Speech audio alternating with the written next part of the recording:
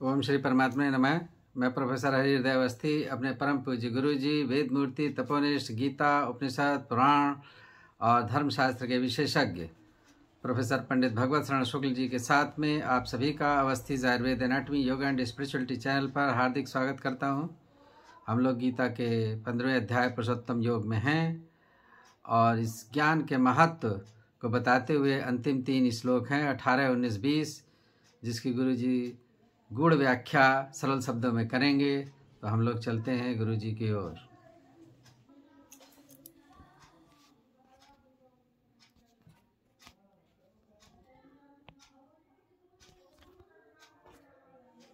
नमोस्तुनन्ताय सहस्रमूर्तये सहस्रपादाक्षि शिरोरुबाहवे सहस्रनाम्ने पुरुषाय शाश्वते सहस्रकोटियुगधारिणे नमः। कृष्णाय वासुदेवाय हरे परमात्मने प्रणतक्लेशनाशाय गोविंदाय नमो नमः। इस चैनल से संबद्ध सभी विद्वद्गण, सभी जिज्ञासु छात्रवृंद, सहृदय सज्जनगण एवं इस चैनल के संस्थापक तथा प्रबंधक आचार्य हरिहृदय अवस्थी जी, इस गीता ज्ञान यज्ञ में आप सभी का स्वागत है। हम लोग पुरुषोत्तम योग नामक 15वें अध्याय पर विचार कर रहे हैं। आज 18वें, 19वें और 20वें श्लोक की चर्चा हम लोग करेंगे। हम लोग देखते हैं कि गीता में भगवान का जो प्रतिपादन है वो अर्जुन के माध्यम से जीव मात्र के उद्धार की बात कही गई है। भगवान श्री कृष्ण का जो स्वरूप है गीता में, एक मानव के रूप में न होकर, एक सामान्य रूप न होकर के जगत गुरु के रूप में है। इसलिए कृष्णम वंदे जगत गुरुम ऐसा कहा गया है। उसी एक ही बात को कई रूपों में, कई स्वरूपों में भगवान कहते हैं। जैसे अभी पूर्व में कहा गया था कि जो है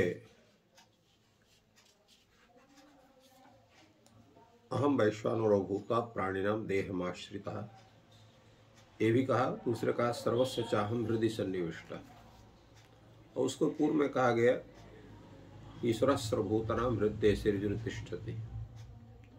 इसी प्रकार क्षेत्र, क्षेत्रज्ञ और परम क्षेत्रज्ञ की चर्चा 13वें अध्याय में हुई थी। और यहाँ पर भी इसमें अक्षर और अक्षर की चर्चा करते हैं और अक्षर अक्षर से भी उत्तम की चर्चा करते हैं। अक्षर शब्द से किसको लिया जाए, अक्षर शब्द को किसको लिया जाए, अतदूत उसके ऊपर का भी जो व्यक्ति है उससे भी उत्तम है। उत्तमा पुरुषस्तन्य परमात्मेत्युदाहृता, जैसे पूर्व में कहा गया। और दो इमो पुरुषो लोग अक्षर अक्षर एवं च, पुरुष शब्द का प्रयोग इन्होंने किया। दो प्रकार के पुरुष। अब ये कभी कभी ये समझना बड़ा मुश्किल होता है कि यहाँ पर पुरुष शब्द से किसको लिया गया, और दो पुरुष कहते हैं। और उसके बाद कहा गया कि उत्तम पुरुषस्तु अन्य, माने दोनों से उत्तम पुरुष है एक। तात्पर्य है यहाँ पर पुरुष शब्द से जो उल्लेख हुआ था, यहाँ पर जो अक्षर शब्द है वह किसका वाचक है, अक्षर शब्द किसका वाचक है? तो उसमें अक्षर शब्द से, क्षेत्र शब्द से संपूर्ण जितने प्रकृति के तत्व हैं उनको लिया गया, संसार को, पहले संसार को लिया गया। और क्षेत्रज्ञ शब्द से आत्म तत्व को, जीवात्मा को लिया गया। और परम क्षेत्र के रूप में परमात्मा को ग्रहण किया गया। ठीक यहाँ पर भी कहते हैं अक्षर अक्षर और अक्षर औतम पुरुष जो है उनसे अतिरिक्त है।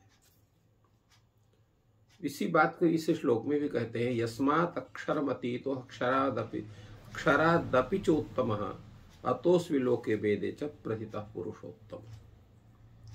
क्योंकि हमारा जो स्वरूप है, भगवान कह रहे हैं कि अक्षरा यस्मात् अक्षरम अतीतः, मैं अक्षर से को भी उससे अतीत हूं, अर्थात अक्षर नहीं हूं। अक्षरादपि चोत्तम, और अक्षर से उत्तम हूं, अर्थात मेरा जो स्वरूप है न तो संसार का स्वरूप है और ना ही जीवात्मा का स्वरूप है, उससे भी उत्तम है। कौन है? पुरुषोत्तम प्रथितः, पुरुषोत्तम नाम से मैं प्रथित हूं, प्रसिद्ध हूं। आप कहाँ प्रसिद्ध हैं? लोके वेदे च प्रथितः, संपूर्ण विश्व में। लोक शब्द संपूर्ण विश्व, ब्रह्मांड को भी हम कह सकते हैं। तो हमारा जो स्वरूप है वो संपूर्ण ब्रह्मांड में प्रथित है, प्रसिद्ध है। और वेदे च, वेद में भी हमारे स्तुतियों का ज्ञान है, हमारे स्वरूप का ज्ञान है, हमारे गुणों का कथन है, हमारे ऐश्वर्य का कथन है, अर्थात हमारे जितने भी स्तुति है उसका गान वेद करते हैं। इसलिए ये जो परमात्मा का जो स्वरूप है, पुरुषोत्तम का जो स्वरूप है, ईश्वर का जो स्वरूप है, वह ईश्वर जिसको लोक में भी जो विख्यात है, वेद में भी जिसकी चर्चा है, वो हमारा स्वरूप है, भगवान श्री कृष्ण कहते हैं। तात्पर्य है कि इस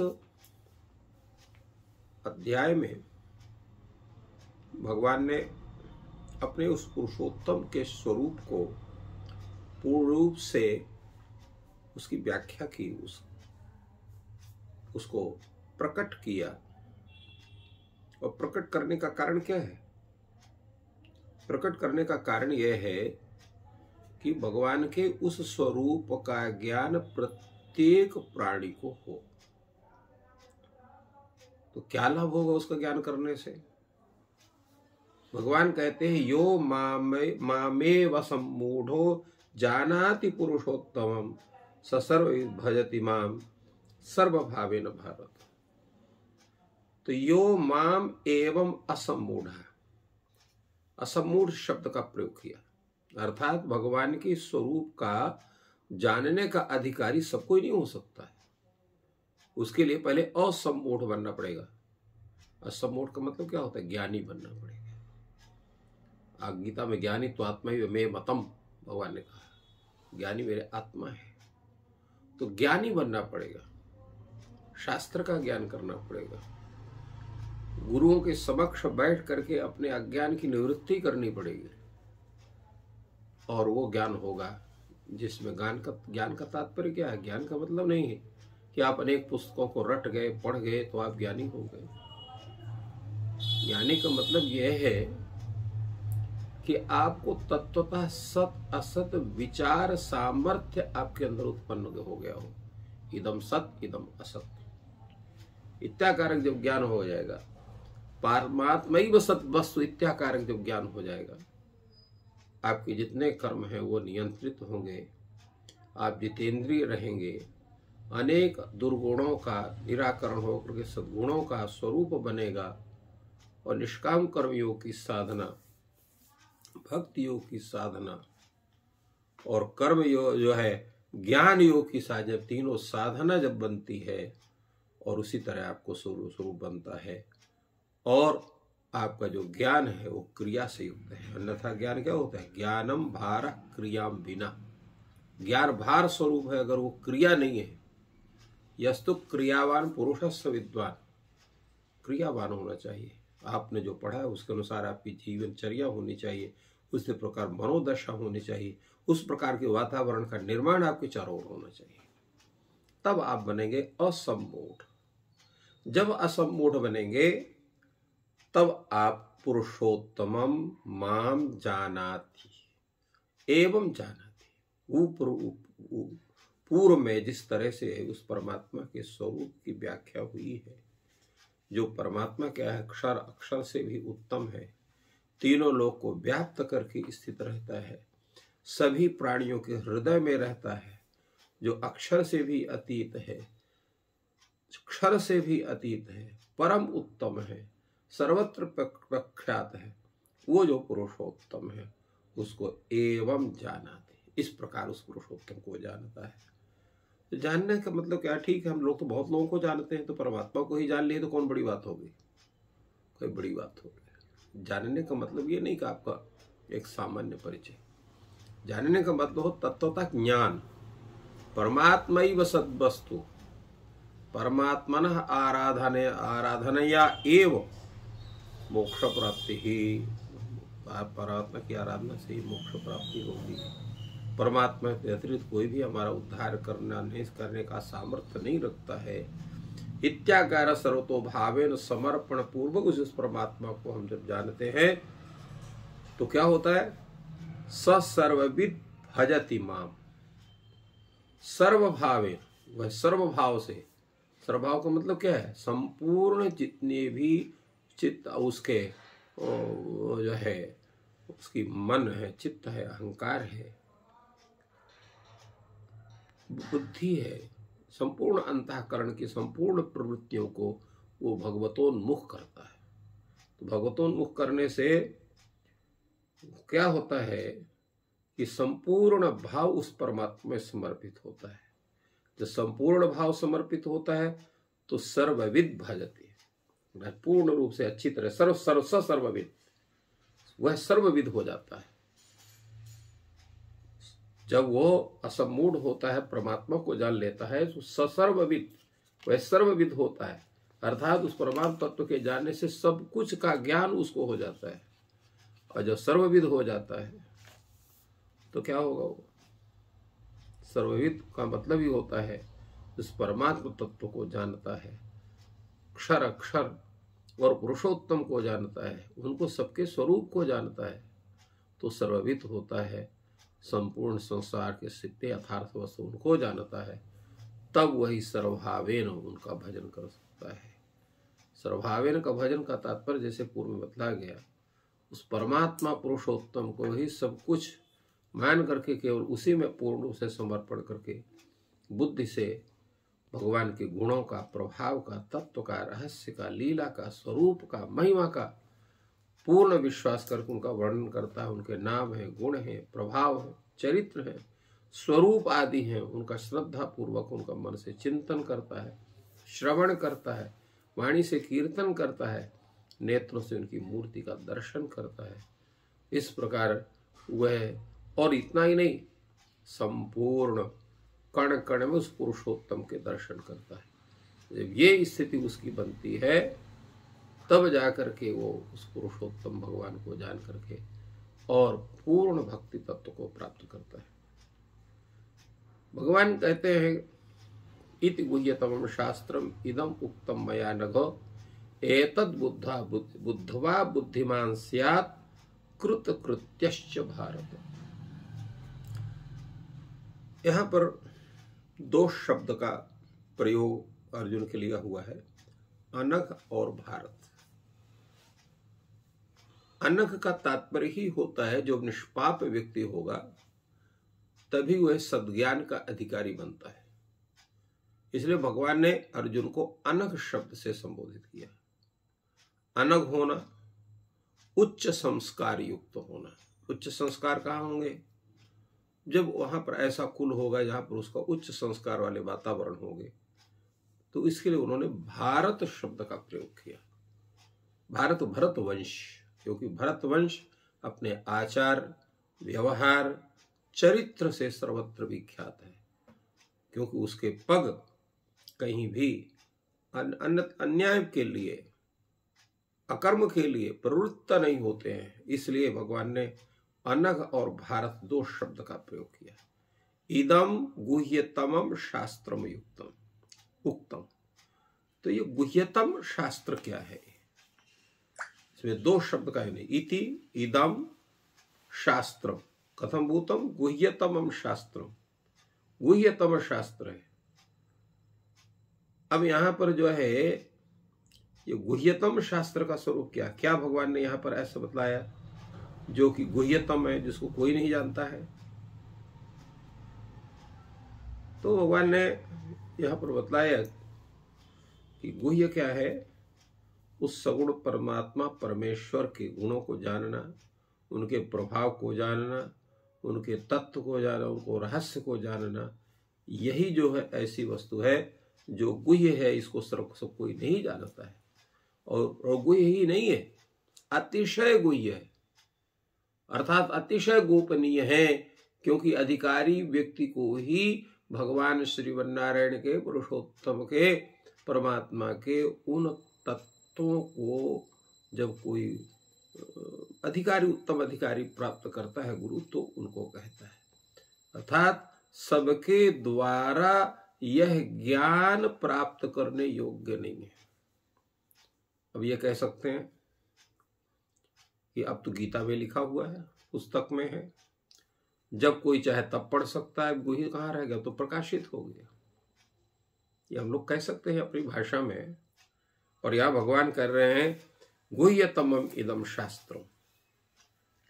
तो गुह्य कहाँ रह गया, गुह्यतम कह रहे हैं, केवल गुह्य नहीं कह रहे हैं, गुह्यतम कह रहे हैं, अतिशय गोपनीय। उसका तात्पर्य है केवल ग्रंथ से किसी विषय को पढ़ लेने से तात्विक ज्ञान नहीं होता। अन्यथा प्रकाशक न जाने कितने ग्रंथों को प्रकाशित करते हैं, उनका प्रूफ देखते हैं तो महाज्ञानी हो जाए। खाली पुस्तक विक्रेता क्यों रहते हैं, किसी विषय का ज्ञान उनको नहीं होता है, तो उनका केवल शब्द पर विचार होता है कि शब्द शुद्ध है कि नहीं है, शब्द सही रूप से आ रहा है कि नहीं, अर्थ का जो संबंध है उससे उनका नहीं होता है। तो शब्द, अर्थ और तत्व, जब तीन का समागम होगा, शब्द का भी ज्ञान होगा, अर्थ भी ज्ञान होगा, और जो उसका तात्विक अभिप्राय है, तात्विक अभिप्राय को कोई गुरु ही अपने उत्तम शिष्य के सामने उसको प्रकट करता है, और सर्वत्र जल्दी वो नहीं बताता। कोई पूछता भी है तो यही कहेगा, भाई गीता की पुस्तक आप देख लीजिए, पढ़ लीजिए, उसमें है।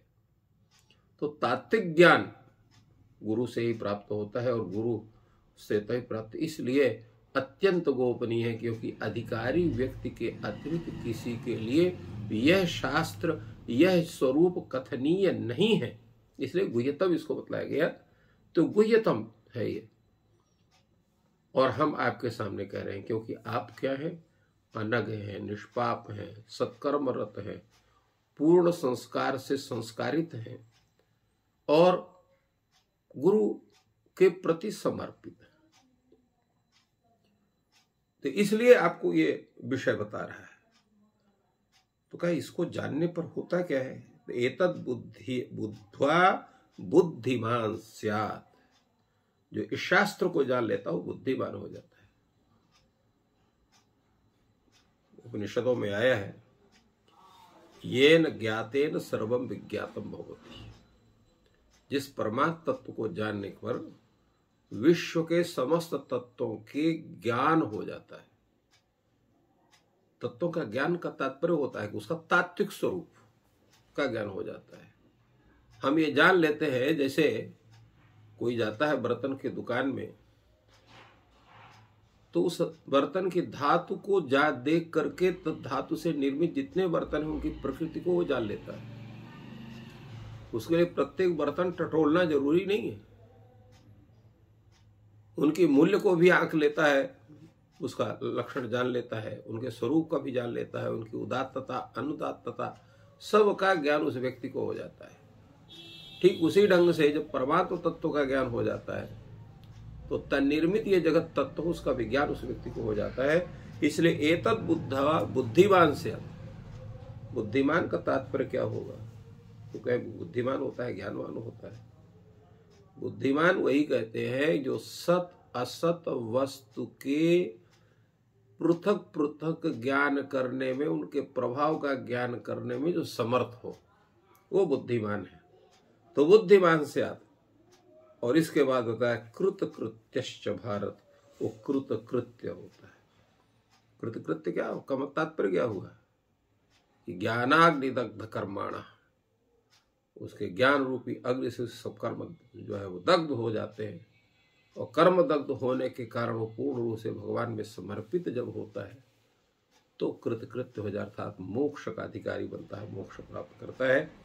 तो इस तरह से भगवान ने इस पुरुषोत्तम योग नामक इस अध्याय में भगवान पुरुषोत्तम के उस स्वरूप का, उनके संपूर्ण ऐश्वर्य का, तात्विक ज्ञान का निरूपण करके हम सबके लिए ज्ञान के इस मार्ग को प्रशस्त किया।